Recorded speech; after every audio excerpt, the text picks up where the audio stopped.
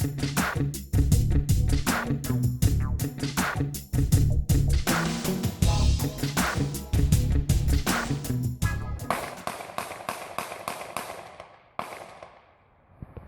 South Carolina to New York City, violence has divided police and communities. Officers say they are doing their jobs. Citizens say those officers have gone too far. It's somebody's son. That was somebody's child. This is wrong. This is wrong. Across the country, people are recognizing the heartbreak of profiling. Hello, I'm Simone Woolridge, and welcome to Profiled, Perception, and Reality. There's a sense of shock in the U.S. right now. Black men are being harmed, killed by those paid to protect them. And the other extreme, police are retaliated against, targeted by those angry enough to use violence. But between those headlines, there are other people who are stereotyped as well. Our investigative journalism class here at Southern Illinois University, a diverse group, took months looking into who exactly is profiled and the pain that it brings to those who it affects. And first, we begin with a story about an attempt here in Illinois to find out if police are targeting minorities more often during traffic stops. According to a statewide report, people of color are 20% more likely to be pulled over by police in Illinois. And in the city of Chicago, 10% more often. But here in Carbondale, they are about 20% less likely to be stopped compared to whites.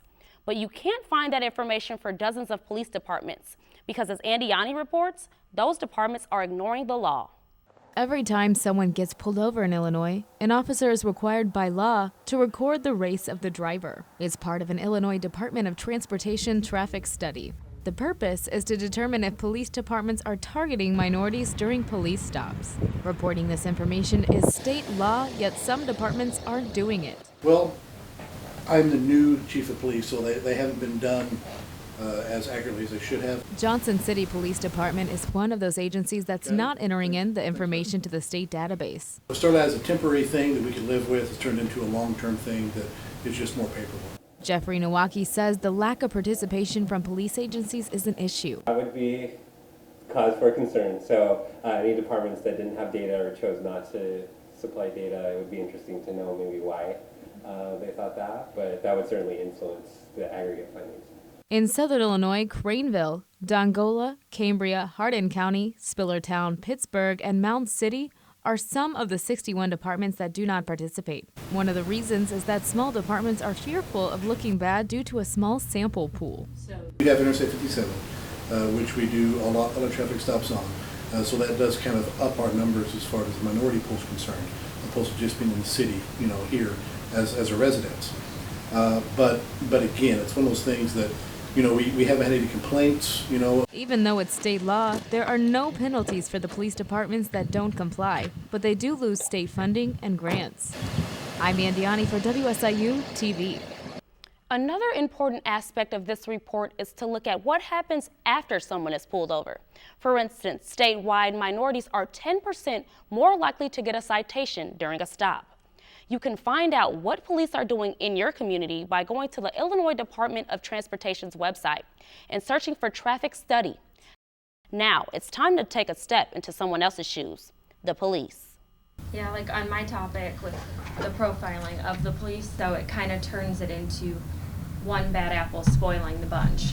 You think that all police officers are bad because one did something, but they're completely aware. I found out that they are going to be stereotyped. They kind of think of it as part of the job.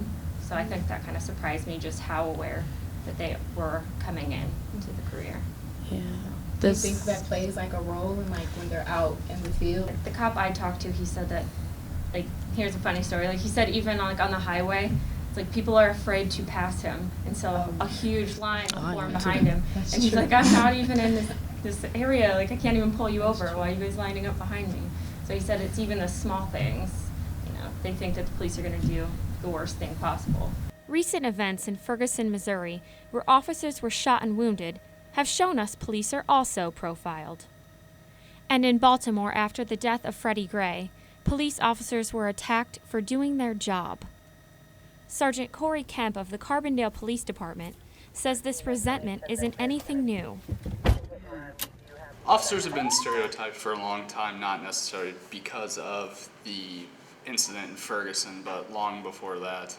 Stereotypes result from people being lumped into specific categories, which might not be correct. You stereotype everybody. I mean, not just police officers, but every person on the planet gets put into a category. And police officers are no different than anybody else.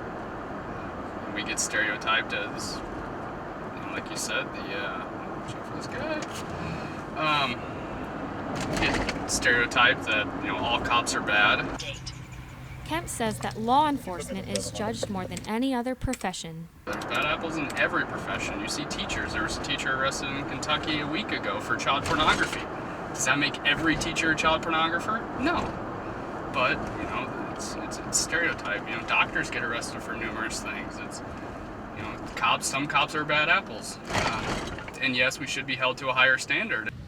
Having a career in law enforcement comes with risk. Dangers that officers face happen many times just because of the job title. Cops getting ambushed or caught off guard just because they're a police officer. So that's something we deal with, and like I said, it's the most important thing is we know we're going home that night. 10-4 of 97, 10-4 of 97, number 2. Kemp pulls over to help some teenagers that were in a car accident.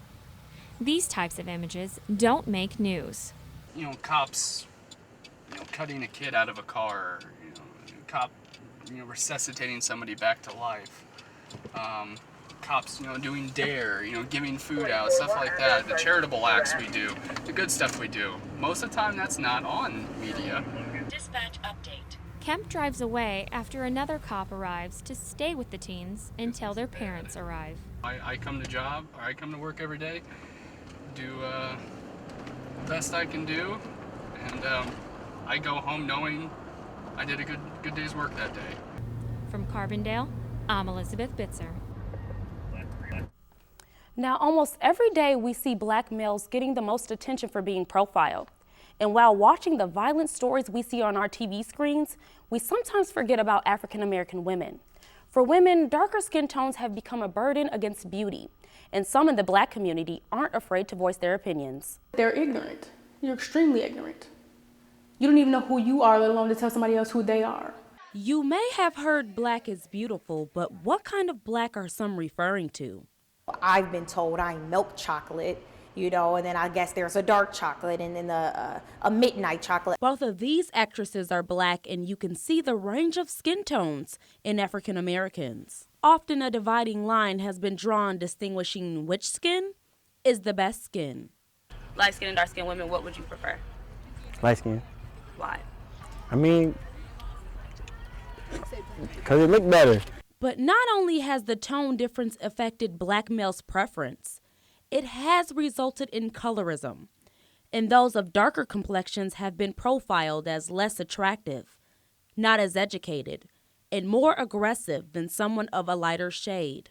18-year-old Janae Miller says although she ignores most ignorant comments, she sometimes wishes she could swap faces. I don't necessarily wish, but wonder how it would be if I was brown skin or light skin, how it would be different.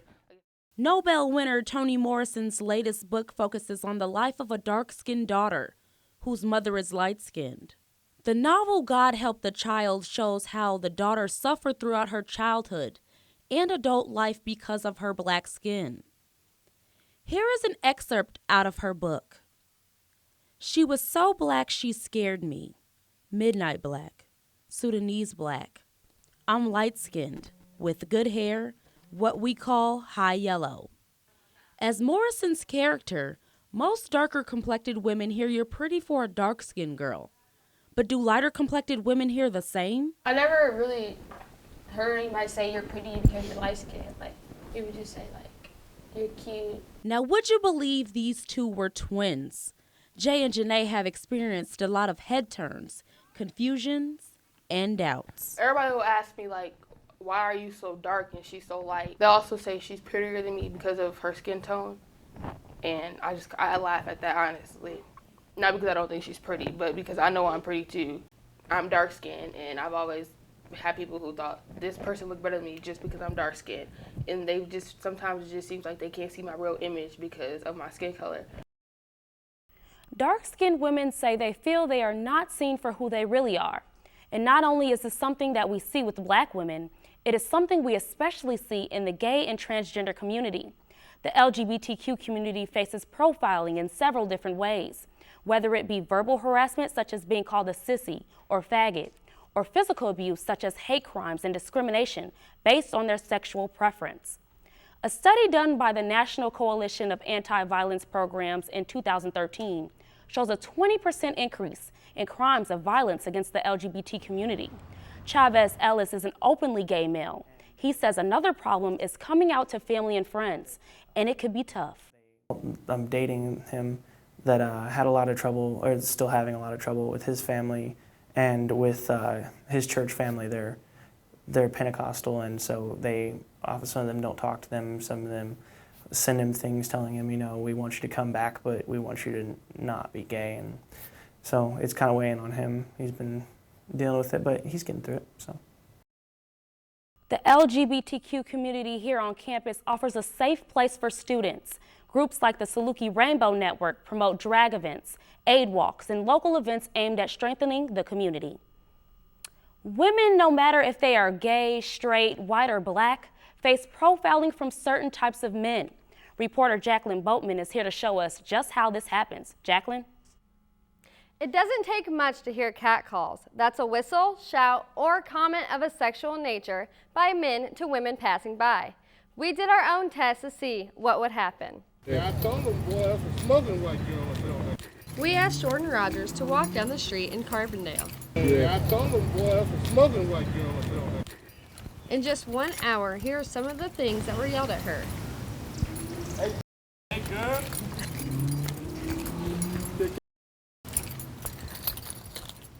In a survey of 2,000 women, 65% say they have experienced street harassment.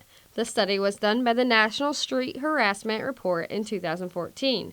This happens so often, some women don't even think twice about it. I really didn't until like you even talked about it. I really hadn't thought about catcalls. Like, I just kind of felt like it was normal. Catcalling doesn't just stop at snide remarks while you're walking by. Out of the 2,000 interviewed, 23% of these women have been sexually touched, according to the same report. It shouldn't be, but it's been a part of my life since me and my friend were like 12 years old. Jordan, the woman who did the test for us, shares a story about a time where she was forced into an uncomfortable situation. When I was about 13 years old, I would go to this Mexican restaurant in my hometown, and there was this guy that was probably like 35 years old, and every time I left, he would smack my butt. Jordan and most other women have experienced this type of harassment. Some of the comments that people make or just yell out at you, you know, you're walking home and people will yell down the road at you, and that definitely makes you feel uncomfortable. I'm Jacqueline Boatman for WSIU TV. Have you guys ever catcalled anyone? I've seen guys get nasty, say dirty things, and, you know, to the point where I'm like, man, like, you kind of messing it up for everybody. Like, who taught you how to speak? But it's sick to me sometimes to hear that. They're just dumb. They're just dumb. And this, believe me, this is the best idea they've had so far to attract women. And it's not a good idea, but it's the best their little minds have come up with. And I'm not defending them in any way, but they're just the dumbest, lowest creatures there are. And they're I hope to like uncover the hidden truths about different profiles and people being stereotyped.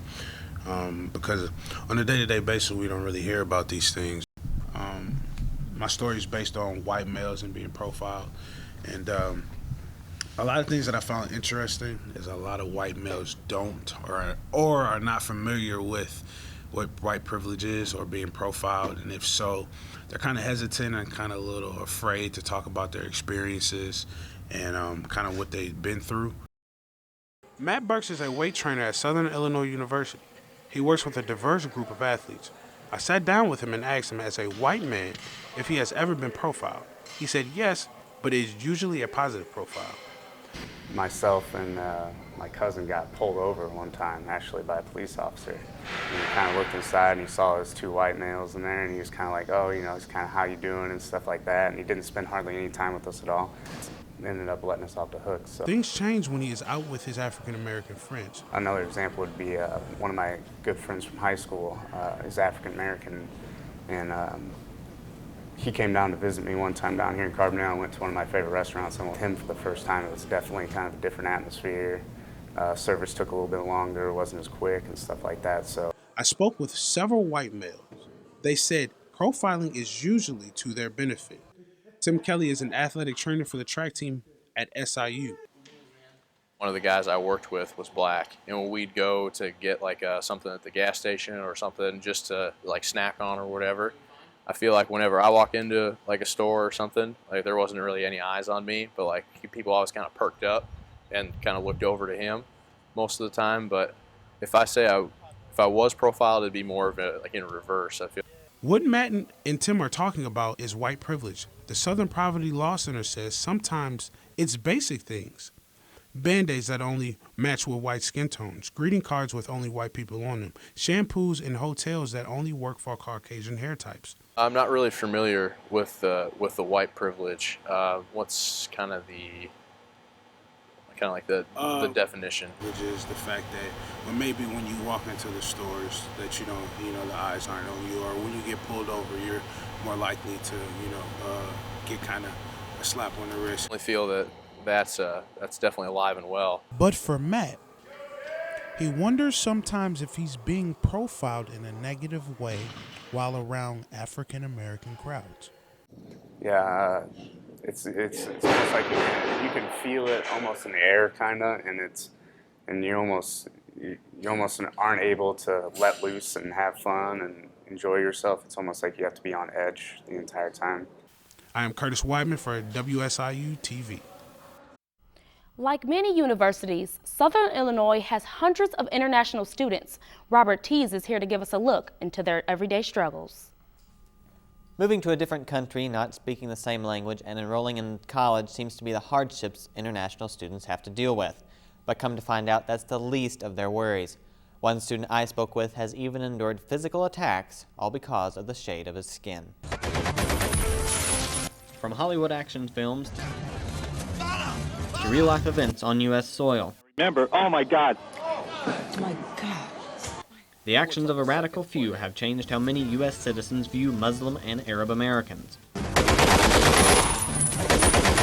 A 2014 poll by the Arab American Institute reveals that 42% of Americans believe it's okay for police officers to profile someone who looks Middle Eastern.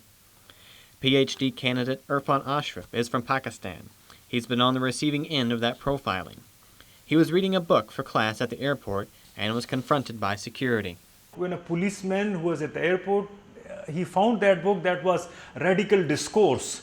So out of that, he just got me and said, you are reading radical stuff?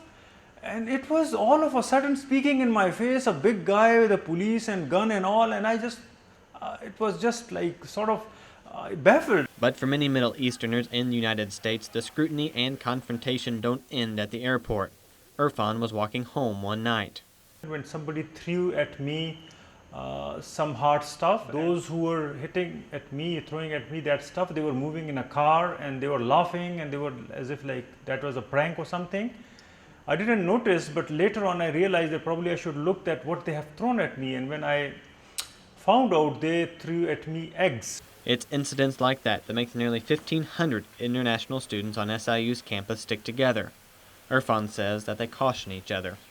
But like my friends from other parts who are here and they're studying as foreign students, they told me that they have been through some stuff which was not that okay, and they also cautioned me that if I'm moving out at night, I should be assured that I be protected. Rather, I should not move out. And after that, I got conscious that I should avoid moving out at odd times. Universities like Southern Illinois welcome international students and want to attract more to increase enrollment. But once students like Irfan arrive, they face a different reality. I realized that today, if it is egg, like tomorrow it could be something else. So I got conscious of that why somebody did this to me, just because I was different than somebody, or just because like they were having fun into that, but like something which is fun for somebody could be having some fatal effect on somebody else. For WSIU TV, I'm Robert Teese. People that were, I guess, born in the United States, been here our whole lives. I mean, I guess we take it for granted that we live here, but they said, you know, they feel really lucky to be here. And then when we kind of, I don't know, some of us make fun of them. I mean, they still are appreciative for being here, but they say that that's one aspect of safety that we don't have to worry about that they do. That's something I've never worried about. So that's something that I've never even thought of that I'm thinking about now. Our reporters covered profiling from various parts of the world, and it's clear that taking a walk in someone else's shoes isn't always easy, but we did learn something important. But I do have a question for those who are not African American. Do you guys ever look at the difference? You know what I'm saying? Like, say like if you like someone, say you like someone who's African American, do you look at the fact that they're darker complected, or are you like, oh, you're closer to my skin color? So That's true. Yeah, I don't think I pay too much attention to like the spectrum. I don't know. Do you? No, I mean, I never really thought of that until like people were saying, oh, she's light skinned, she's dark skinned. I didn't really notice because like as Caucasians, I don't think that we really have the same type of spectrum. Mm-hmm. So it was kind of different to me when I started to kind of hear the different skin variations, because I don't think that we have that. Do you guys think that we have that as Caucasians? It's sad though, like that we have to be that way though in the Black community. Like we should all be one and not be divided like that, but we really are though.